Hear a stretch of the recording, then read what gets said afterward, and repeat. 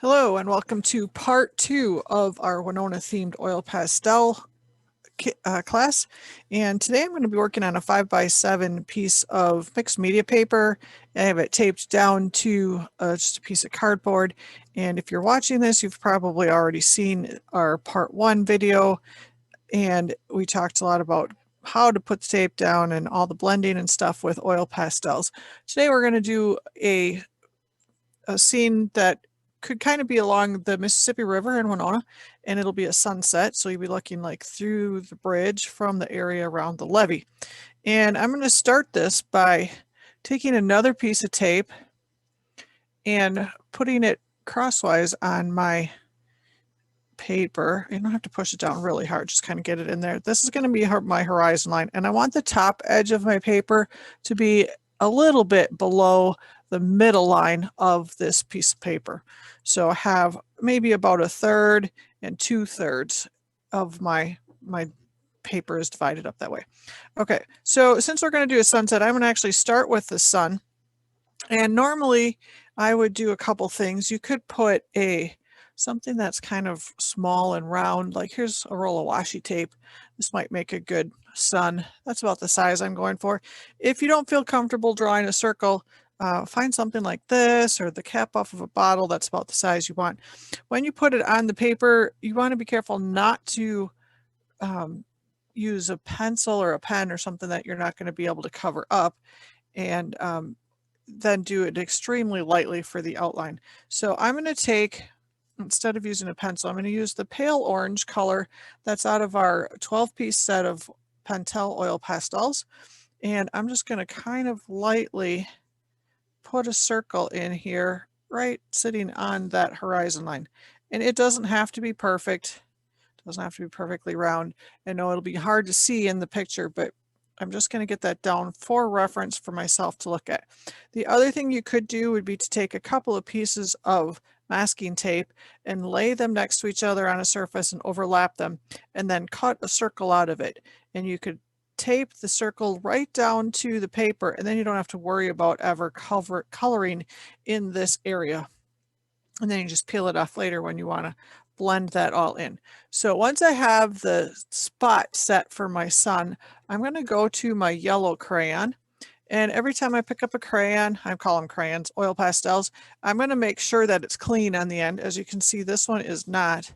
I've used it to blend some other darker colors. So I'm going to wipe it off on a napkin or paper towel. So to do our first row of blending, I'm going to go just around the sun, kind of in a circle. And I'm going to put a light layer of yellow pastel in that kind of a donut shape here. You don't have to fill in all the holes right now. We're just going to kind of get some idea of where the colors are going to go on the paper. Then I'm going to go, we're just kind of following the rainbow here. I'm going to go to my orange, do the same thing. I'm going to just get that color kind of lightly put in that spot so you can see where it is. And you probably guessed right if you guessed red was next. I'm going to not make my red isn't going to be a very big wide one because it's kind of a darker color. And then the surprise is that I'm going to use the light blue next, because this set does not have a really nice purple. And I do have one in my 24-piece set that I might use. There's a purple, there's also a pink in there, and there is a really pastel pink. Let's see what that one's called. Old Rose.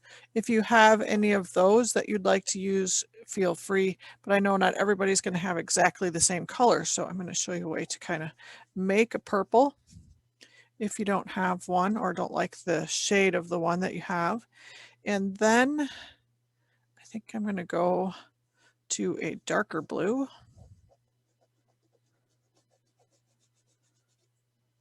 These are all just from the original 12-piece set of the oil pastels. And I'm going to end up with a little bit of black kind of in the corner and down that side. So I think I'm going to take, oh, maybe I'll do a little bit of gray first. There we go. Might as well get a bunch of colors in there. So really starting to look a little bit like a rainbow, but kind of the colors that you might see regularly in a sunset. Now, if you haven't put a piece of tape over your sun and you want to make sure that it stays really light, you could go in now with your white, and you won't be able to see it in the video here, but I'm just going to color a light layer of white in there. I see I smudged something on my paper, so we'll see if I can get that out later. If not, I might draw something else over the top of it later. So all is good. Once I get those colors in, I'm going to go back and I'm going to start to overlap my color sections. And I'm still not pushing hard, but I am putting a little bit more pastel on the paper. So when I say overlap, I'm going to take my yellows out into the area where my oranges started. And then after I get some of those done, I might come back with the orange and go back just a little bit, very lightly, into my yellow section. So when I blend those two together, they may look a little bit different because of how much pressure I put on them or didn't put on them in some cases. And we're just going to start slowly building up our layers. Of course, if you have more colors, let's say you had a kind of a light orange, what's this one called? Yellow orange from a larger set. You could put that in the middle and between those, help blend those colors together. Again, whoops, I better clean that off. I got some reds on it from the last time I used it. So that would be good in this space between my yellow and my orange. And when we're working on a gradient like this, we're not worried about details right now. We're not doing a really detailed picture. We're kind of doing a little bit more of almost a fantasy based or an impressionistic type of painting here. So I'm just going to start going back and forth and adding some layers. As you go along and keep adding layers, you're going to see less and less of the whiteness of the paper coming through. And you should also see your gradient starting to develop, where the gradient makes it difficult to tell where one color changes from one color to the next color. And that's kind of what our goal is here today, is to practice our gradients so we can blend colors, kind of create new colors and do it smoothly without leaving a harsh line between the two. Sometimes we want a harsh line on our subjects, but sometimes we also want to have a real subtle change of color. So this is what we're working on today. I'm going to take the light blue section that I did, and first I'm going to put a layer of white over it. You'll see right away that kind of starts to smear the light blue. And the problem I found with these colors, trying to mix red and blue to get purple, was just too dark. So I found if I used the light blue and some white and then went over it really lightly with a little bit of red, I can overlap that then into the dark blue as well. When I come back and color over that area with my white, I can kind of blend them all together.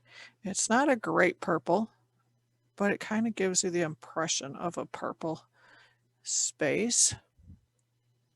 So if you have nothing but just a 12-piece set, you can kind of make some of these colors. If you have a nice purple in a larger set, you can use that as well. Kind of combine them together. And you can do these all in varying shades and however big you want each section. This is pretty personal. There's not a right or wrong because every sunset is different. And the other thing I can do is go back here and start to blend into my red section with my pink, or a lighter color like even the pale orange might work a little bit in here to blend those two together. You can see right now I'm doing a little bit of blending by using a light color over the top of a darker color, and that's starting to get enough pigment on the paper that a lot of those white speckles from the paper showing through are starting to be filled in. And you'll probably notice it probably takes me 4 or 5 layers as I go back and forth on those overlapping areas, because then as my line changes back and forth a little bit as I overlap them and build up those layers, it's going to help make it all kind of disappear so that you don't see where the actual line is. So these colors today are going to be really bright, not really actually probably very realistic, but they'll be very bright, and we need some bright colors in our life right now. Minnesota's a little dreary and dull in March, so excuse me. So let's see, I could also go back over some of these with the pale orange and use that color to blend some of these out together. Sometimes it's important to not take your dirty pastel and go back into the lighter color. So it might have been better if I had stayed right along this edge between the yellow and the orange and tried to blend that all first before I went out into the darker reds. But you can always stop and just kind of clean off your pastel and then go back in. Sometimes if I really didn't want that darker smudge there, I could probably kind of almost scrape it off with a lighter color. So never fear, some of these little specks, you can move them out of your way. Okay, I'm just going to keep going back in towards the yellow here so I get kind of a nice even layer over all of them. I'll add a little bit more yellow.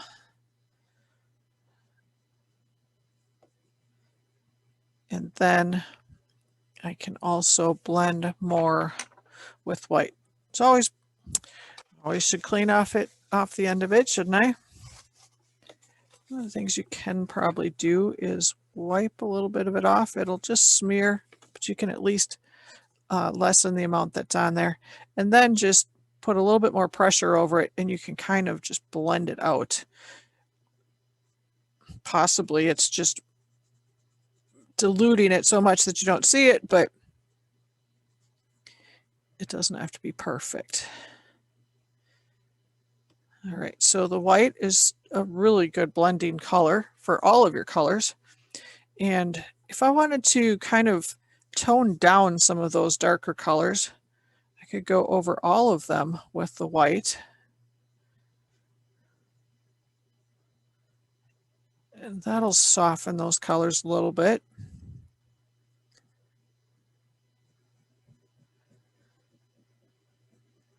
I could also go over them with the light gray. That will help.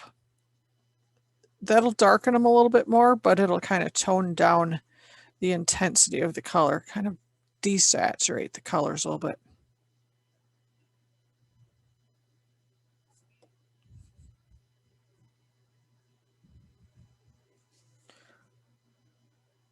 There, cover up some of those pinks a little bit. Now I need to go back and work out into the dark blues and the purples a little bit more. I think this is the darkest blue, which is from the 24 piece set. So I don't really want a black sky in there. I just wanted it pretty dark. So I'm going to go over all of that with the darkest blue. And I might take that into a little bit of purple. Just kind of start mixing up those colors and overlapping them. Mix a bunch of colors in there. Let's see, maybe come back with some light blue.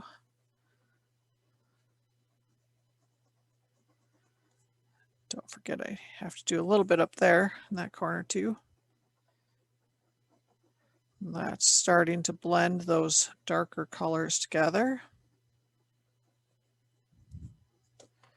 And then I can always go back in with whichever color.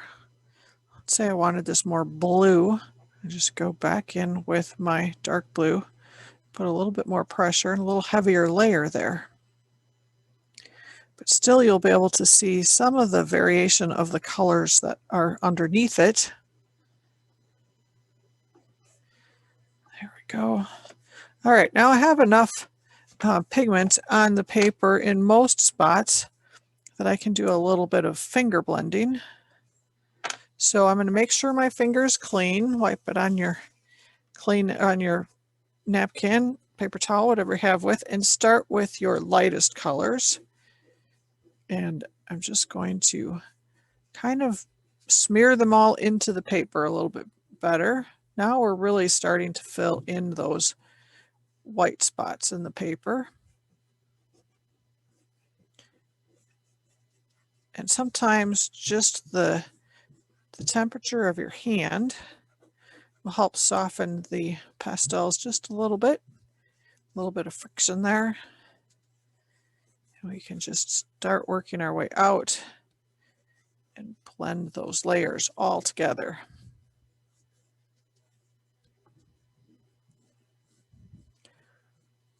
Pretty bright and fantastic for a sunset.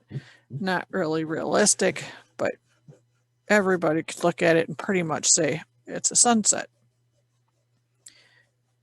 This exercise is also fun to do with colors that you wouldn't expect to see in a sunset, like purples and pinks with no blues or reds. Or how about doing it with a greens, a gradient of all the greens.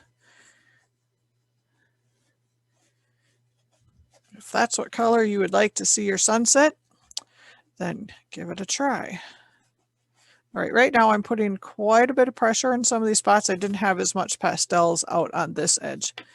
And you can also see where I used a lot of white in here with the light purple, that it kind of is almost given like a halo effect around the sun. Now, if I really didn't like that, I could go back in with, say, some darker blues and do a light layer in there, and then take my reds out closer to it. Something like that. And I could blend it away a little bit.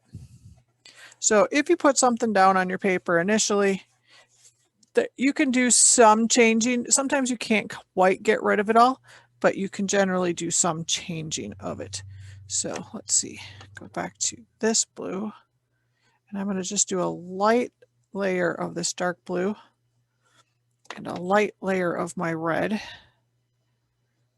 and try to blend those two together a little bit better into the area I had there. And if you'd like, you can kind of really get up right along that edge of the tape and make sure you've got a nice straight line there. Now, again, you don't want to get too much blues into your oranges, reds, and yellows over here. So if it looks like it got a little dark, maybe go over it with some of those original colors again and push them right down to the edge of the tape. There we go.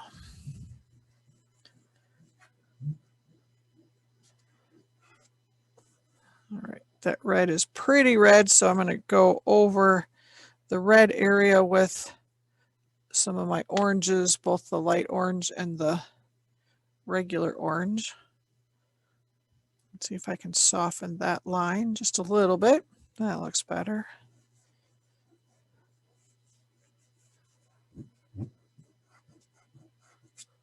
Okay, and there is our sunset. Now, you could always go back and work back over some areas. Maybe you just want to lighten the whole thing up a little bit. You want to use some white. We can go in there and put some clouds over it too. The clouds are going to reflect the light that's already in the sunset. They're not going to be completely white, but that kind of adds to the fun of the oil pastel.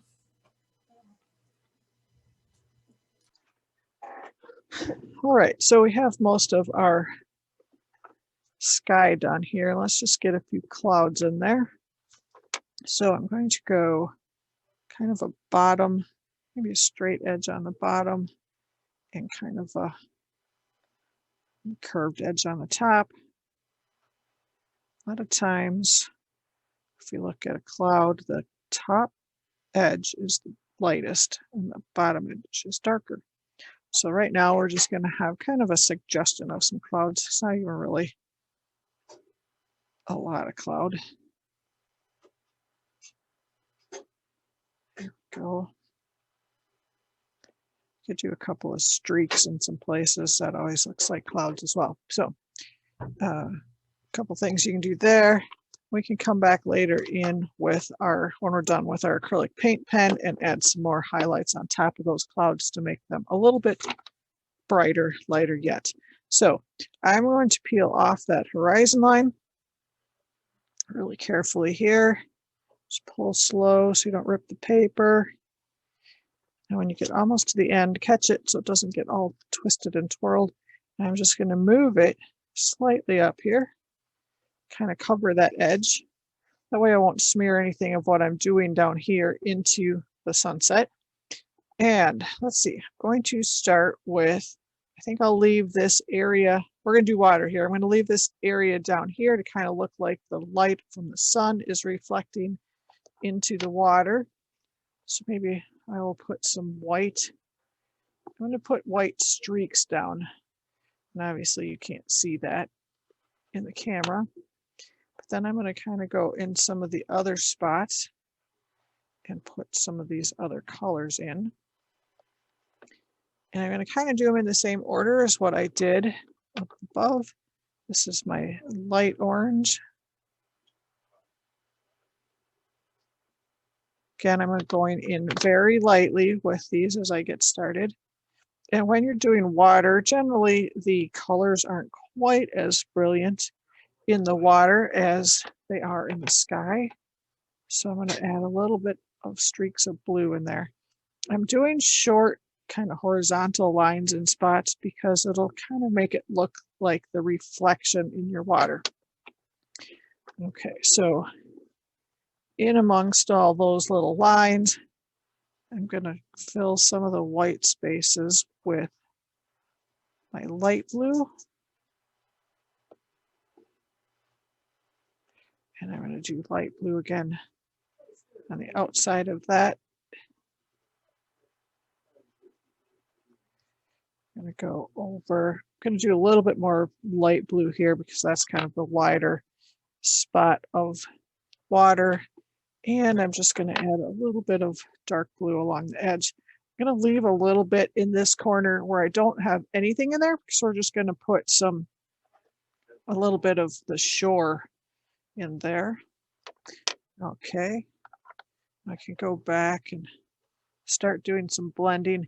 These colors I'm not going to do as good of a gradient as the others. I'm going to kind of try to leave them somewhat in the places so you can see those lines a little bit. But I'm just going to gradually kind of blend those lines together a little bit so they kind of just look a little bit blurry. And then I'm going to go back over that. And as I go out further away from this reflection in the water, I'm going to probably blend a lot more with the blues.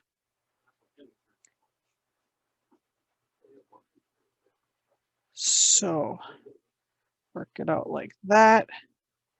Gradually work back into the reflection area. You can also do some blending with the gray in the reflection area because that'll help it make it look a little more blurry. Sometimes because of the waves of the water, the reflection isn't quite as clean and crisp as the sky above it. That will help kind of blur it out. And I'm going to do most of my actual blending of colors with my white pastel and through here. I'm actually even going to do a layer of white over my blues. Even though it's starting to get dark out, for some reason the light as it reflects into the water seems to reflect almost more light than even what you see in the sky sometimes. So I'll do that. And I'm going to go back over it with blues. You'll be able to see I'm probably putting a little bit more pressure here than I did in the sky when I was doing layers, because I'm not going to do as many different gradient colors here. Just going to kind of try to blend it all together.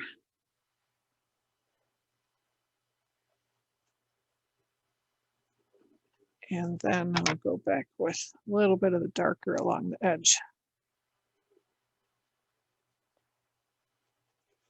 Sometimes it's nice to put some really dark stuff in the corners. Kind of makes it look like you have a, what's called, well, what is that called? I'm trying to think. I'll come up with that term later. A vignette, that's what I was thinking. Okay, I'm going to put kind of a grassy color on the edge here, but I wanted it really dark, so I put down a base color of black, and I'm actually going to build up lighter colors on this rather than the other way around. So I'm going dark colors first, then I'm going to go, this is my light green, and I think I'll actually even do some yellow in there. It's getting pretty dark out in this picture, so this is mostly going to look really dark, almost black, but can have a little bit of color in it. And I could do a little bit of browns. There's still some dirt showing through in places, and some of this time of the year, especially in the spring, everything's just kind of a tone of brown. Okay, now I just need to blend these last bits of water together. I'm going to use my darker color down here. Then along the water's edge, I'm going to just do kind of an uneven surface. I don't want this to be really straight line. And it'll look, I did this with my lighter green because the light is kind of hitting this edge of the land right there. Okay, let's do a little bit more blending. I've got just a few spots where the paper is showing through, and sometimes that's totally fine. Just leave some paper showing. At this point, I think we're just going to try to kind of fill most of the paper. All right, let's see where our land and our water and our sky meet, how that looks. Not too bad. Now I think I'm going to take my shoreline here and go up a little bit further into the top portion of my picture.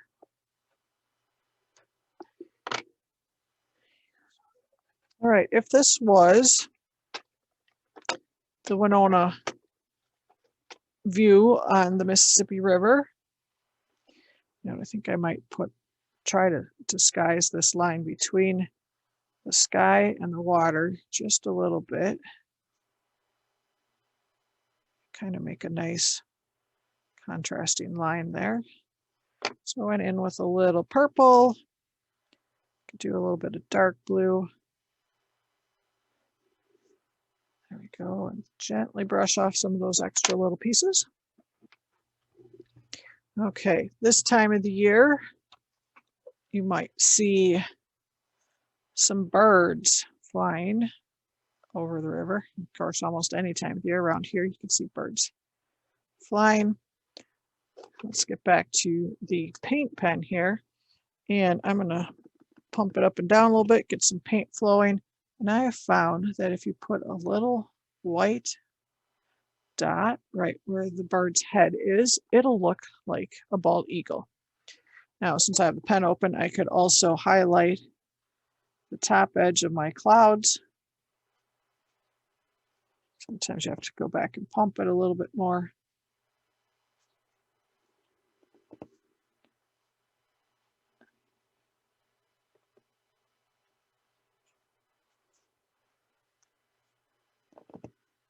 Let's just kind of get an outline of some of those.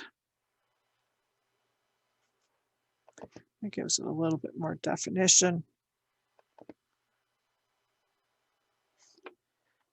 There we go. I think that's good for now. All right, now the Mississippi River Bridge needs to land on something over here. We need some shoreline. I don't actually even know if it's shoreline. Maybe it's just a little island over here.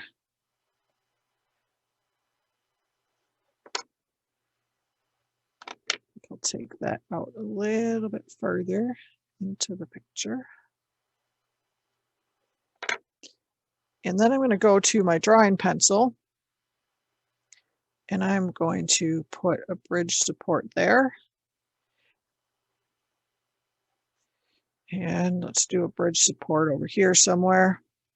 I'm going to do them about the same length.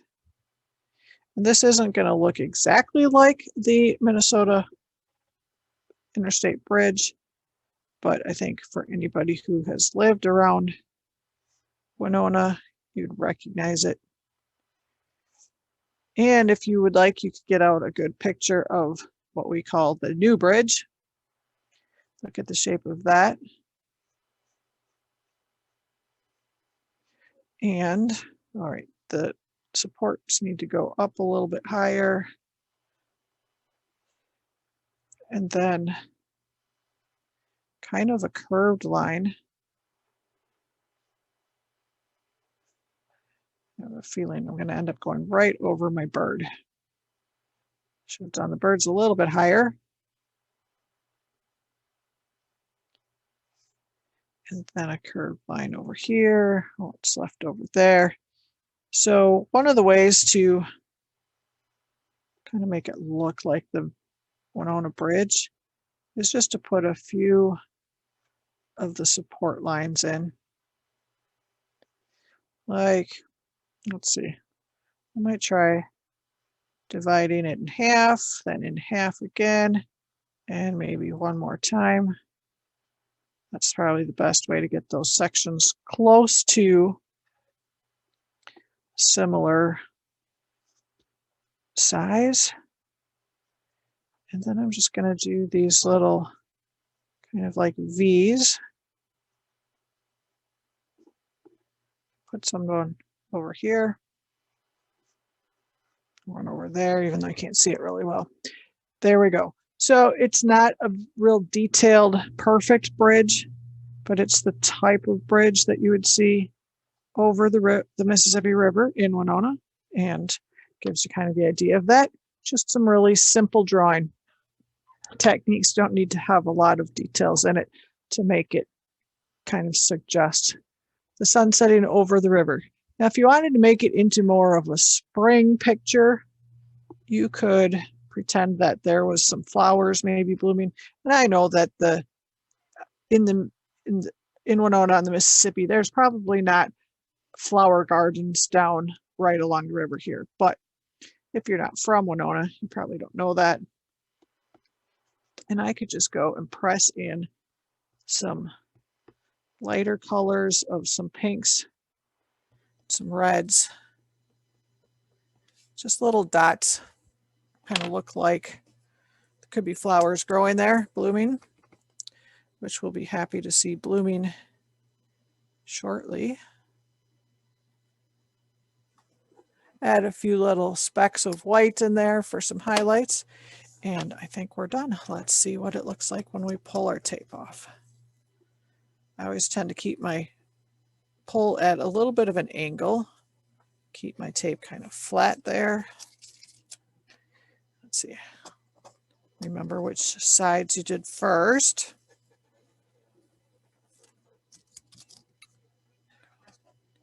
Do my two sides. Now at this point, you probably want to be really careful not to touch your fingers that have residue of pastels all over them. You don't want to touch the white outside border. That looks so clean. So you could do, if you had a clean, I don't have a clean napkin, you could set that down on the paper, and that'll keep any smudges off your fingers out of your picture. There we go. Looks like a sunset over the water. And the last thing you want to do is put your signature in it. And some people like to put a date in there.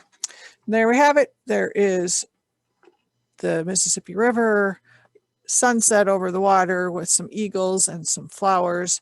Kind of a nice springtime look, things that we'll be able to go down there soon and look around and see that in person.